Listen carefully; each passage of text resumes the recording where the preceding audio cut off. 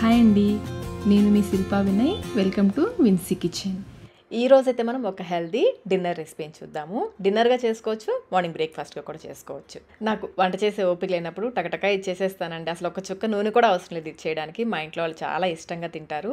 Office నుంచి అలసిపోయి వచ్చిన వాళ్ళు కానీ, లేదా ఒక్కళ్ళకి డిన్నర్ కానీ బ్రేక్ఫాస్ట్ కానీ చేసుకోవాలనుకుంటే ఈ రెసిపీ చాలా ఉపయోగపడుతుంది. నా చిన్నప్పుడు ఫ్రెండ్ వచ్చిందని చెప్పాను కదండి, తనకైతే ఇది చాలా చాలా నచ్చేసింది. మీరు కూడా అయితే ఒకసారి తప్పకుండా ట్రై చేయండి. ఇది చేయడానికి ముందుగా ఒక గిన్నెలోకి 1 కప్పు అటుకులు, లావు అటుకులు తీసుకోవాలి. ఇది ఇద్దరికి సరిపోతుంది. ఇద్దరికి సరిపడా మనం ఇప్పుడు ప్రిపేర్ చేస్తున్నాము. లావటుకులు 1 కప్పు వేసేసుకొని ఇవి మునిగేంత వరకు నీళ్ళు పోసేసి ఒకసారి ఇలా కలిపేసుకుని నీళ్ళన్నీ వంపేసుకోండి.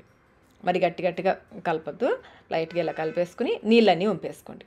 నీళ్ళు మరీ పూర్తిగా వంపేయాల్సిన అవసరం లేదు. మనం పోహా చేసుకుంటున్నప్పుడు నీళ్ళు పూర్తిగా వంపేస్తాం కదా, అలా అవసరం లేదు. కొంచెం లైట్గా నీళ్ళు ఉన్నా పర్లేదు. మూత పెట్టేసి ఒక 10 నిమిషాల పాటు పక్కన పెట్టేసుకోండి. ఈ అటుకులు నానేలోపు మనం స్టవ్ పైన ఒక ప్యాన్ పెట్టేసుకుని దీంట్లో 1 కప్పు ఫూల్ మకానా, తామర గింజలు అంటారు కదా, తామర గింజల పేలాలు, అవి వేసుకుని వేయించుకోవాలి. ఇవి హెల్త్కి చాలా మంచిదండి. లో ఫ్లేమ్లో వీటిని క్రిస్పీగా ఎంతవరకు వేయించుకోవాలి. ఒకటి వేయించి చూస్తే మనకి ఈ విధంగా క్రిస్పీగా విరిగిపోవాలి. ఇలా వేయించేసి పక్కన పెట్టేసుకోండి. అటుకులు 10 నిమిషాల పాటు నానిన తర్వాత ఒకసారి ఎక్కడ కూడా గడ్డలు లేకుండా బాగా కలిపేసుకోండి. చక్కగా నానిపోయాయి కదా. ఇప్పుడు ఇందులో బాగా సన్నగా తరిగిన పచ్చిమిర్చి 1 వేసేసుకోండి. అలాగే కీరా ముక్కలు 1 కప్పు, కీరా ముక్కలు 1 కప్పు పెరుగు. ముందైతే 1 కప్పు వేసుకోండి, సరిపోకపోతే చూసుకున్న తర్వాత అయినా కలుపుకోవచ్చు.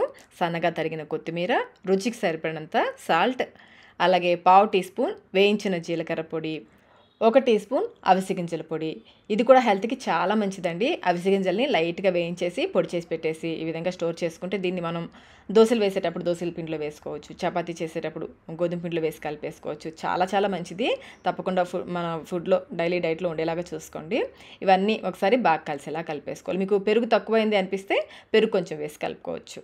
అటుకులు నానేలోపు కీరా ముక్కలు, పచ్చిమిర్చి, కొత్తిమీర ఇవన్నీ కట్ చేసి పెట్టుకున్నామంటే ఇది ఒక 10 నిమిషాలని మనం రెడీ చేసేసుకోవచ్చు. అలాగే వేయించుకున్న ఫూల్ మకానా ఉంది కదా, ఈ విధంగా చిన్న చిన్న ముక్కలుగా కట్ చేసుకొని చివర్లో వేసుకోవాలి. ముందే వేసారంటే నానిపోతుంది. అలాగే వేయించిన పల్లీలు కూడా వేసేసుకొని కలిపేసుకోండి. ఇవి తినేటప్పుడు మధ్య మధ్యలో తగులుతుంటే చాలా రుచిగా ఉంటుంది, క్రిస్పీగా.